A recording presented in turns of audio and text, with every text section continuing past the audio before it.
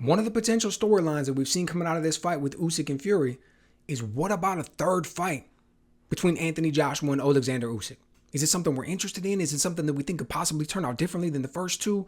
Is it something people want to see? Are they going to pay for it? What's going on with it, right?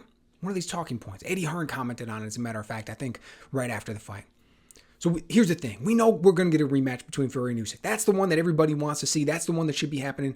They're talking about October.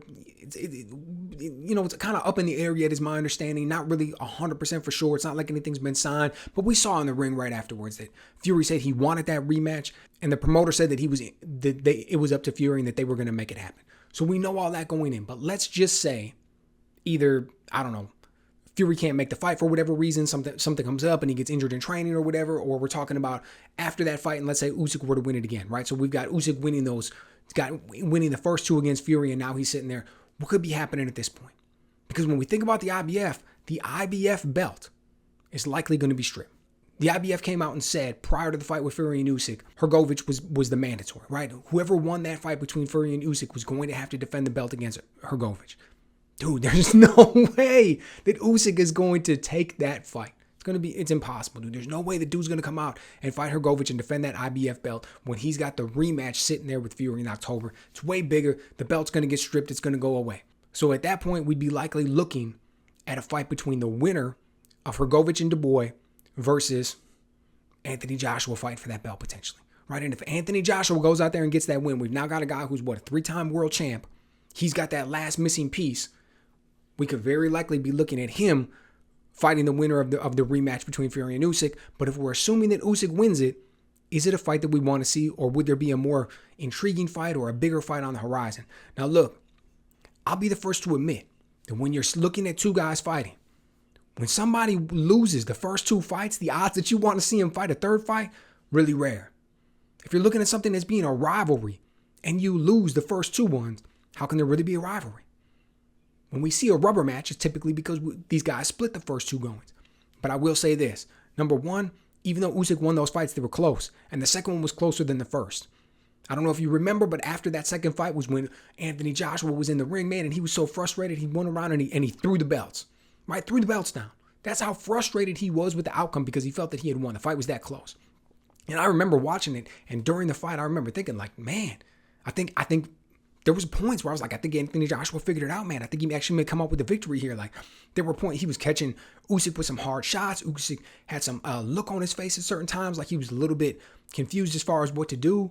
You know, he looked as though, or Anthony Joshua, he looked as though the success that he had found in the first fight, he was taking it and he was actually working on it. He was building on it, right? He was looking better in that regard. So it was all good.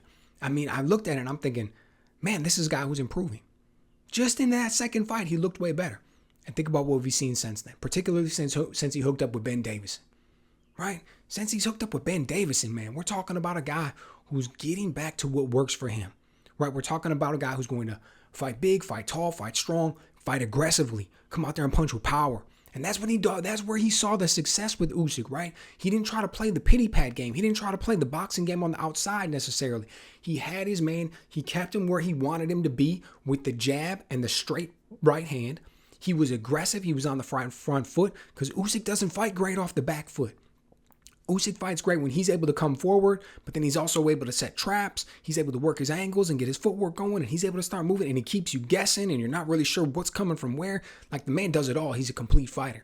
But he's not Juan Manuel Marquez in the sense that he's going to be backing up by half steps the whole fight and then just pounding you, right? That's not his game. So when Anthony Joshua was able to establish coming forward, go back and watch those fights. Anytime that he was coming forward during those fights is when he was seeing success. And now that he's hooked up with a trainer who's trying to take him back to that, he's getting that switch back in his mind where this is who I am. This is how I've seen success. This is how I built my name and my legacy and my KOs and everything else. And he's going back to that, punching through the target. I do want to see it. That is a fight I'd be interested in. That is a fight that I think would be great. That is a fight that I think would be very intriguing. And typically, like I said, you don't see that when a guy loses the first two fights.